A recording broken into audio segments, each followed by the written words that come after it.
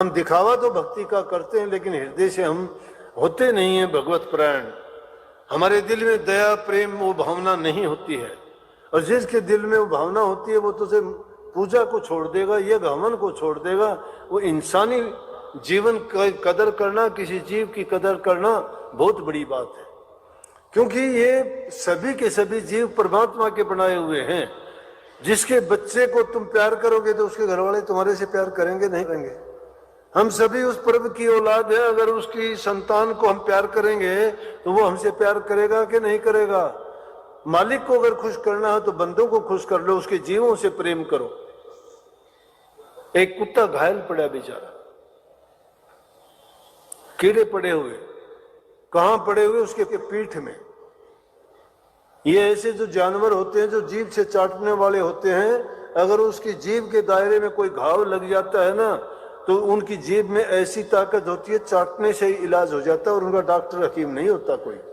लेकिन अगर उसकी पीठ पे, सर में यहां घाव हो जाता है, उसको चाट नहीं सकते वो कुत्ते की हालत देखी, उसको देख के एक आदमी को बड़ी दया आई कि बेचारा जीव किस तरह से तड़प रहा है।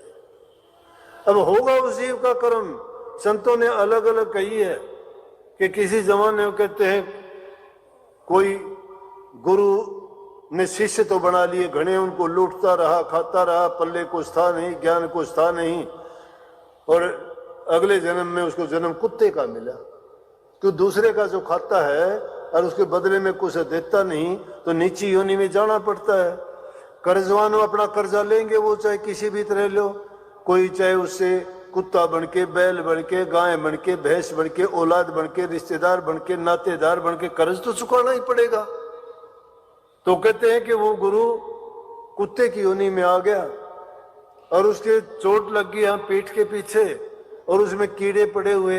एक गुरु और शिष्य जा रहे थे, तो ये ज्ञान चर्चा हो जाती है उनको, और क्या बात करनी। शिष्य कहने लगा, गुरु जी आप कहते हो कि ये जीव अपना कर्म भोगता है, कुत्ते का ऐसा क्या कर्म था कि देखो ये किस तरह से तड़प रहा है और इसको कीड़े पड़े हुए हैं, इसने क्या किया ऐसा? बोला भाई सच्ची बात ना पूछिए, गुरु था, चेलों से ले लेके खाता रहा, ये इनको बहकाता रहा, इसको ज्ञान था ही नहीं कुछ भी, इन्हें इनको बताया कुछ नहीं। अब ये उनका कर्जदार हो गए, इनका भी शरीर छूट गया, इसको कुत्ते की योनि मिल गई, और वो शिष्य थे उनकी भी योनि छूट गई, वो कीड़े बन के आ गए अपना कर्जा लेने के लिए। अब इसको डंक मार के पूछते हैं कि ज्ञान बता, ज्ञान बता, तो सिर मारता कहता नहीं पता, नहीं पता। अभी अपना कर्म भोगता है इस तरह से। तो इस प्रकार से जो नकली फंडी गुरु होते हैं, इनको ये हालत मतलब उनके अनुसार होती है ऐसी बातें। इसलिए किसी का कर्जा लेके ना रहो, कर्जा सबका चुकाओ।